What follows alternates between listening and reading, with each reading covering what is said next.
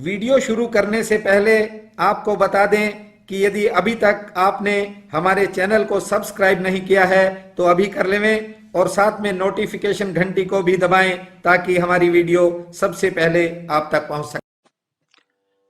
एक तू ना मिला सारी दुनिया मिले तो भी क्या है। मितेश ठक्कर। कुछ बातें ऐसी होती हैं जो केवल आत्मा जानती है। जहां से सीधा परमात्मा बोलता है, जरा सोचो कौन तुम्हें प्रतिदिन उठाता है और कौन तुम्हें प्रति रात हर रात सुला देता है। वह कौन है जो रात को आप में एक नई ऊर्जा का संचार करता है। उसके बिना यदि सब कुछ भी मिल जाए तो अधूरा ही समझना। और जब वह भूमा भगवान मिल गया तो समझ लेना कि फिर संसार में किसी वस्तु की कोई कमी नहीं रही। संसार के समस्त कर्म इस संसार तक ही सीमित हैं, लेकिन जो आपने भलाई का कार्य कर दिया, जो आपने पुण्य का काम कर दिया, जो समय आपने सेवा में लगा दिया, वह ही अर्थवान है। उसका अर्थ निकलेगा। हो सकता है देर हो जाए। कई बार लोग अच्छा कृत्य करके, अच्छा काम करके तत्काल उसका फल चाहते हैं। निज धर्म कहता है किया हुआ कर्म और धर्म कभी निरर्थक नहीं होता। फल हो सकता है देरी से मिले, लेकिन मिलता जरूर है। बंधुओं, इसलिए बेकार के विचारों से ऊपर उठ जाओ, क्योंकि जब आदमी बोलता है तो कई बार उसका पछतावा बढ़ जाता है, क्योंकि सुनने वाले तक जो बात पहुंचती है वह कुछ और ही है। जो तुमने कही थी उसका सब रंग बदल गया। ध्यान रखना, ये संसार है। करीबी से करीबी रिश्ते इस कारण बिगड़ जाते हैं कि एक दूसरे की हुई बात कहीं न कहीं उस रूप में पहुंच जाती है कि आपसी मनमुटाव बन जाते हैं। वह चाहे मित्र हो, पति पत्नी हो, कोई भी संबंध हो, कोई भी रिश्ता हो। मैंने ऐसा देखा है, बहुत से रिश्ते तार तार हो गए बेकार की बातों में। बंधुओं, ये जीवन है, इसे समझना जरूरी है।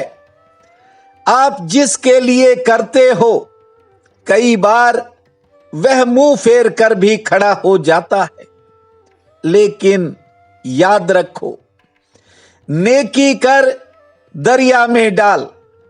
याद मत रखो कि आपने ये कार्य किया था।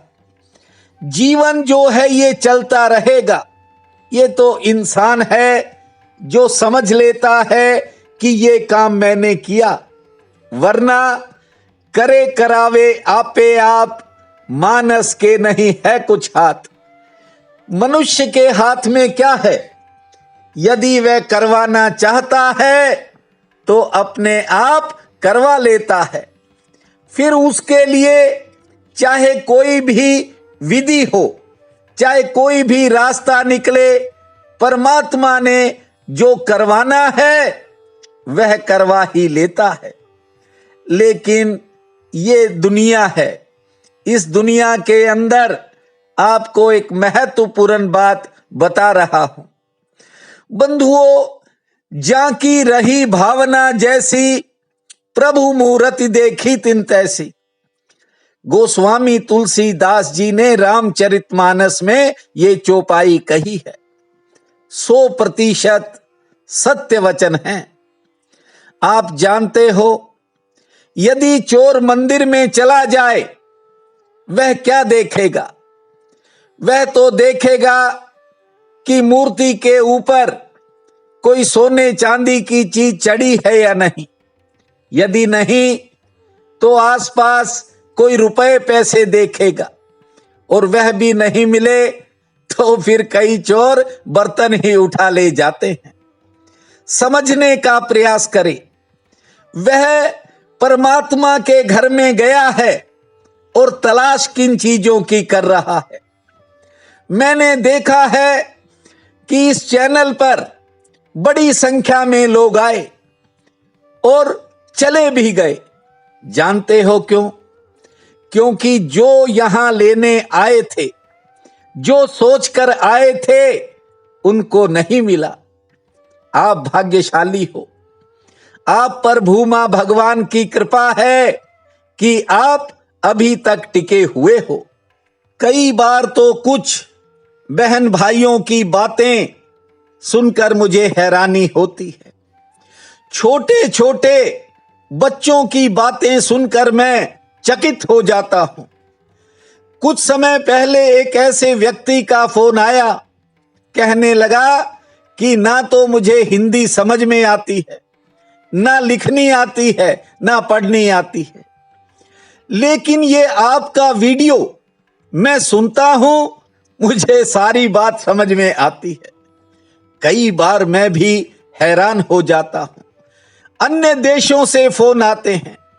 एक बहन है मंजुला, वह कहती है कि जब आप ताली बजाने की संख्या बोलते हो तो मुझे समझ नहीं आती और फिर मैं गूगल पर सर्च करती हूं, इसलिए कई बार मैं अंग्रेजी में भी बोल देता हूं। आपने नोट किया होगा। सो बंधुओं, आप सभी लोग वर्षों से जुड़े हो, आप सबकी भावनाओं को मैं समझता हूं, लेकिन जो लोग आकर चले गए, जानते हो क्यों? क्योंकि उन्हें वह नहीं मिला जो वे चाहते थे। मैं आपको एक बात सुनाता हूं। आदमी जिस चीज की तलाश करता है वह चीज उसकी आकांक्षा में छिपी होती है।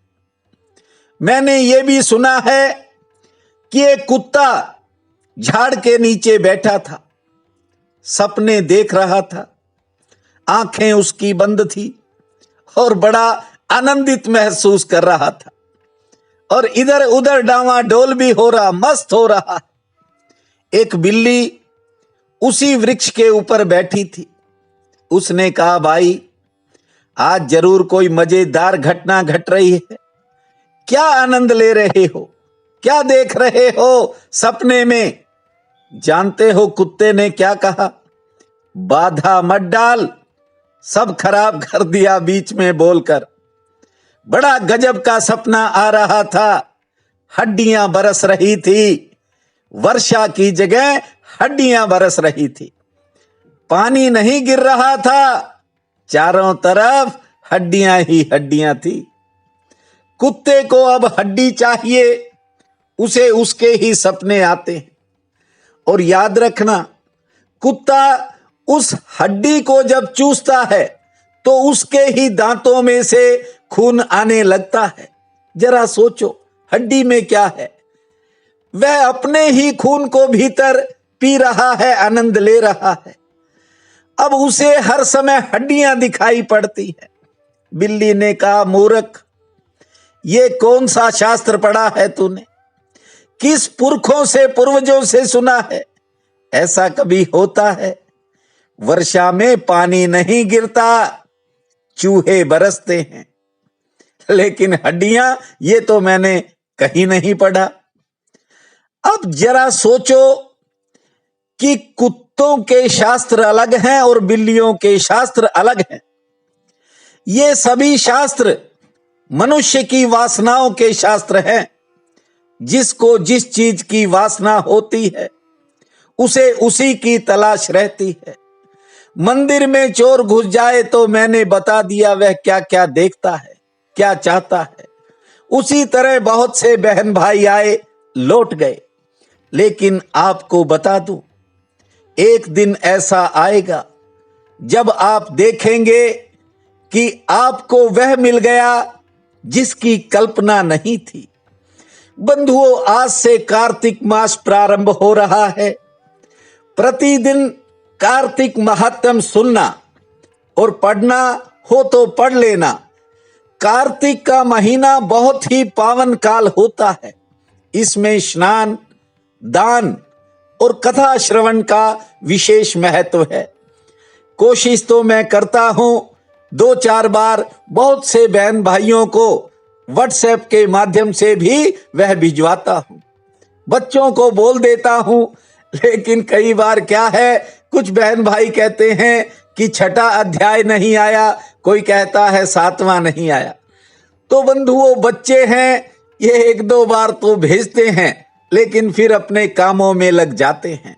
जीवन की धारा पर कार्तिक महात्म्य आएगा, पूरे मनोभाव से आप नियम पूर्वक उसको सुनना और उससे क्या फायदा मिलेगा ये मत सोचना। ऐसा होगा जो कभी नहीं हुआ होगा।